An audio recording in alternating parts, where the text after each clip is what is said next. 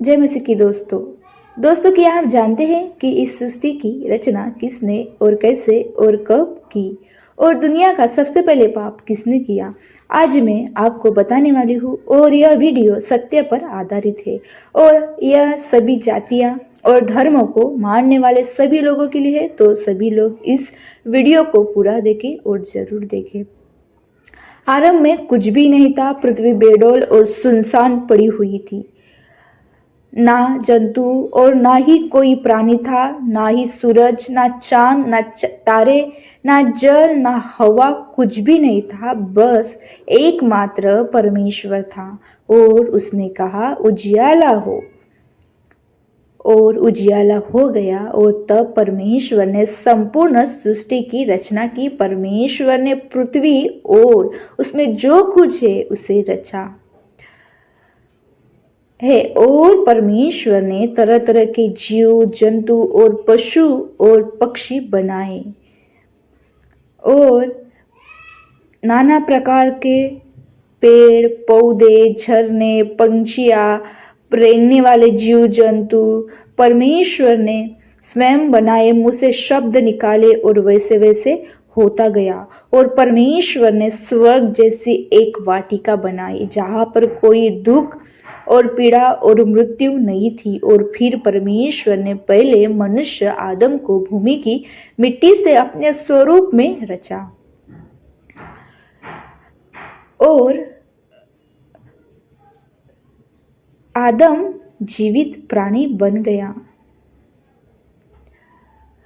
और परमेश्वर ने आदम को उससे वाटिका के अंदर रखा और उससे कहा, आदम, यह सारी सृष्टि मैंने तुम्हारे लिए रची है और तुमको सृष्टि के लिए रचा है। तुम हर एक वृक्ष का फल खा सकते हो, केवल इस वृक्ष को छोड़कर। यह भले और बुरे के ज्ञान का वृक्ष है। अच्छाई और बुराई के ज्ञान का अच्छाई और बुराई का ज्ञान हो जाने पर भी मनुष्य भागेगा बुराई की तरह। यह मेरा आदेश है, यदि इस वृक्ष का फल खाओगे तो मृत्यु को प्राप्त हो जाओगे। फिर परमेश्वर ने देखा, सबके जोड़े थे, पशु पक्षी जानवर सबके जोड़े थे, मगर आदिमानव का कोई जोड़ा ना था। आदिमानव अकेला था। फिर परमेश्वर ने कहा, आदम का अकेला रहना अच्छा नहीं है। मैं इसके लिए एक ऐसा सहायक बनाऊंगा जो इससे मेल खाए। तो परमेश्वर ने आदम को भारी नींद में डाल दिया। जब वह सो गया तब परमेश्वर ने आदम की एक फसली निकालकर उससे नई की रचना की और वो फसली निकालकर आदम के फसली के द्वारा हवा को परमेश्वर ने बनाया। मैं आदम हूँ और तुम मेरी ही हड्डी और मांस हो, इसलिए तुम्हारा नाम हवा यानी जीवन होगा, क्योंकि तुम सबकी आदिमाता बनोगी। और मैं तुम्हें नारी कहूँगा, क्योंकि तुम नर्म से ही निकली हो। और हवा यह ज्ञान का वृक्ष है, अच्छाई और बुराई के ज्ञान का, लेकिन इसका फल कभी न खाना, क्योंकि इसका फल खाओगी तो तुम मृत्यु को प्राप्त करोगी। यह परमेश्वर का आदेश है। और हवा हवा कहते हुए सर्प हवा को भड़काने को आ जाता है कि क्या तुम किसी भी वृक्ष का फल नहीं खा सकती? हम सभी पेड़ों के फल खा सकते हैं, सिर्फ इस पेड़ का फल खाना मना है। परमेश्वर का आदेश है, अगर तुमने इस पेड़ का फल खा लिया तो तुम्हें अच्छाई और बुराई का ज्ञान हो जाएगा और तब तुम खुद परमेश्वर के समान हो जाओगी। ऐसे सर्प ने हवा को भड़काया और हवा को वो फल खाने के लिए सर्प ने उकसाया और सर्प ने फुसलाकर हवा को ओ फल की ओर और फल के बारे में बताया कि कितना इतना सुंदर दिखता है तो कितना अच्छा लगता होगा, खाने में कितना स्वादिष्ट होगा। ऐसे सर्प ने हवा को भड़काता है और बहलाता फुसलाता और हवा को वो फल खाने के लिए ललचाता है। और जब वो दोनों वो फल खाते हैं तो उनको पता चल जाता कि हम नंगे हैं, और उन दोनों की आंखें खुल जाती है। और फिर परमेश्वर आदम को वैसे ही मिलने को आते और आवाज़ लगाते, आदम आदम, और आदम छिप जाता है। मैं तेरी आवाज़ सुनकर डर गया, मैं नंगा था इसलिए चुप गया। और परमेश्वर कहता कि तुझसे किसने कहा कि तू नंगा है? तुमने उस विश्व का फल तो नहीं खा लिया, जो वृक्ष का फल मैंने तुम्हें खाने के लिए मना किया था, मुझे इसने दिया जिसको आपने भेजा। और फिर परमेश्वर ने कहा, तुम्हारे वंशज एक दूसरे पर इल्जाम रखेंगे।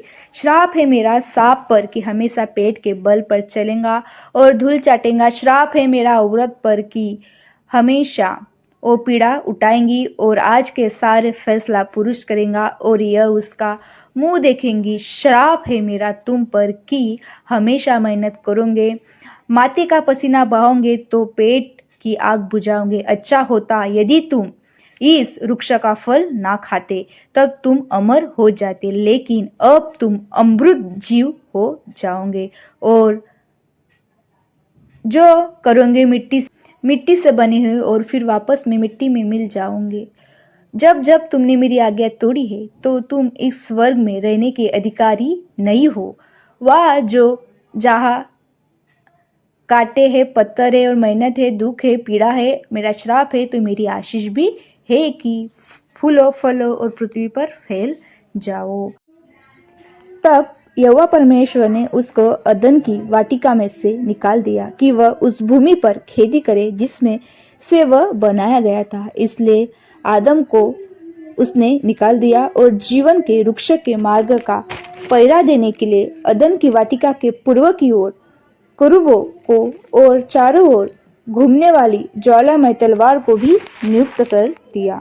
जब आदम अपनी पत्नी हवा के पास गया तब उसने गर्भवती होकर केन को जन्म दिया और कहा, मैं यहोवा की सहायता से एक पुरुष पाया है। फिर वह उसके भाई हाबिल को भी जन्म, और हाबिल तो भेड़ बकरी का चरवा बन गया, परंतु केन भूमि की खेत करने वाला किसान बना। कुछ दिनों के पश्चात केन यहोवा के पास भूमि की उपज में से कुछ भेंट ले आया, और हाबिल भी अपनी भेड़ बकरियां के कई एक पहलौठे बच्चे भेंट चढ़ाने ले आया और उनकी चर्बी भेंट चढ़ाई हुई। तब यहोवा ने हाबिल और उसकी भेंट को तो ग्रहण किया, परंतु केन और उसकी भेंट को उसने ग्रहण न किया। तब केन अति क्रोधित हुआ और उसके मुंह पर उदासी छा गई। तब यहोवा ने केन से कहा, तू क्यों क्रोधित हुआ और तेरे मुंह पर उदासी क्यों छा गई है? यदि तू भला करे तो तेरी भेंट भी ग्रहण न की जाएंगी, और यदि तू भला न करे तो पाप द्वार पर छिपा रहता है और उसकी लालसा तेरी ओर होंगी और तू उस पर प्रभुता करेगा। तब केन ने अपने भाई हाबिल से कुछ कहा, और जब वे मैदान में थे तब केन ने अपने भाई हाबिल पर चढ़कर उसे घात किया। तब यहोवा ने केन से पूछा, तेरा भाई हाबिल कहाँ है? उसने कहा, मालूम नहीं, क्या मैं अपने भाई का रखवाला हूँ? उसने कहा, तूने क्या किया? तेरे भाई का लहू भूमि में से मेरी ओर चिल्लाकर मेरी दुहाई दे रहा है। इसलिए अब भूमि जिसने तेरे भाई का लहू तेरे हाथ से पीने के लिए अपना मुंह खोला है, उसकी ओर से तू श्रापित है। चाहे तू भूमि पर खेती करे तो भी उसकी भूमि उपज फिर तुझे न मिलेंगी और तू पृथ्वी पर बेहेतु और भगोड़ा होगा। तब केन ने यहोवा से कहा, मेरा दंड सहने से बाहर है। देख, तूने आज के दिन मुझे भूमि पर से निकाला है और मैं तेरी दृष्टि की आड़ में रहूंगा और पृथ्वी पर बेहूत और भगोड़ा रहूंगा, और जो कोई मुझे पाएगा मुझे घात करेगा। इस कारण यहोवा ने उससे कहा, जो कोई केन को घात करेगा उससे 7 गुना पलटा लिया जाएगा। और यहोवा ने केन के लिए एक चिन्ह ठहराया, ऐसा न हो कि कोई उसे पाकर मार डाले। तब केन यहोवा के सम्मुख से निकल गया और नोद नाम देश में जो अदन के पूर्व की ओर है रहने लगा। तो इस प्रकार पृथ्वी पर पहली बार पाप आदम और हवा के द्वारा हुआ। तो अपने आपको परमेश्वर बहुत बहुत आशीष दे। जय मसीह की।